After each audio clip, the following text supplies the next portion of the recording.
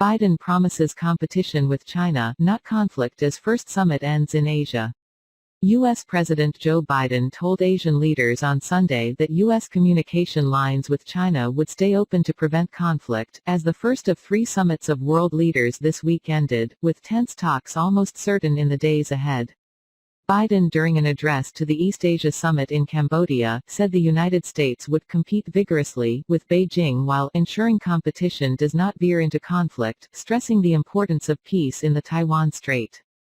Biden also called on Myanmar's military rulers to follow a peace plan they agreed to with the Association of Southeast Asian Nations (ASEAN), while condemning North Korea's missile launches and Russia's brutal and unjust invasion of Ukraine.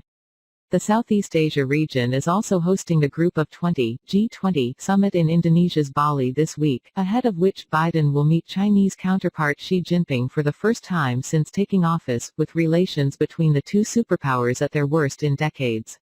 The war in Ukraine and its economic fallout are expected to dominate discussions in Bali and at the Asia-Pacific Economic Cooperation (APEC) Forum in Bangkok at the end of the week, alongside climate commitments, food insecurity and tensions over the Taiwan Strait, the South China Sea and North Korea.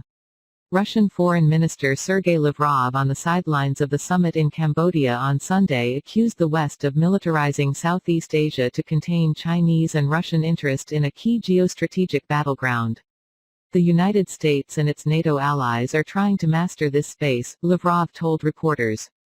He said Biden's Indo-Pacific strategy, which the U.S. president was promoting heavily at the meeting, was an attempt to bypass inclusive structures for regional cooperation.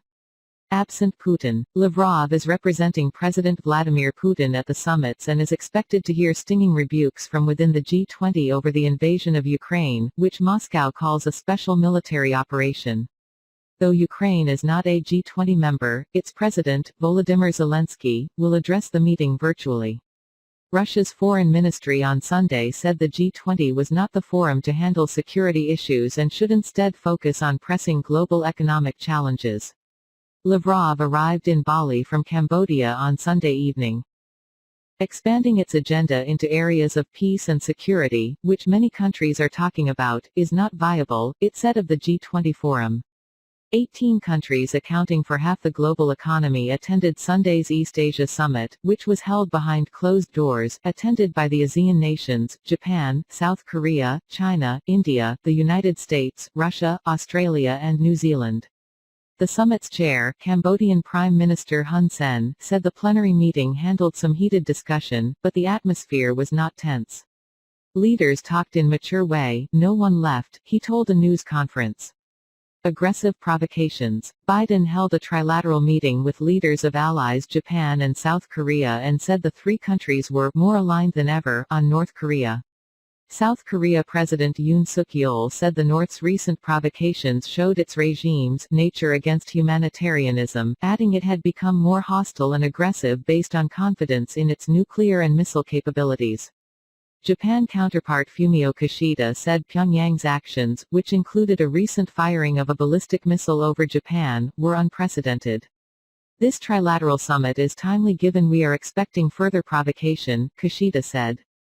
Kishida also took a swipe at China for what he called violations of Japan's sovereignty in the East China Sea and said Beijing was responsible also for heightening regional tension in the South China Sea, a conduit for at least $3 trillion in annual trade.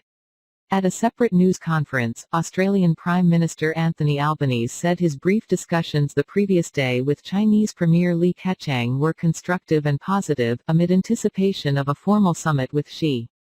Like ally the United States, Australia's ties with China have also deteriorated in recent years. I have said repeatedly about the relationship with China that we should cooperate where we can, Albanese said. And that dialogue is always a good thing.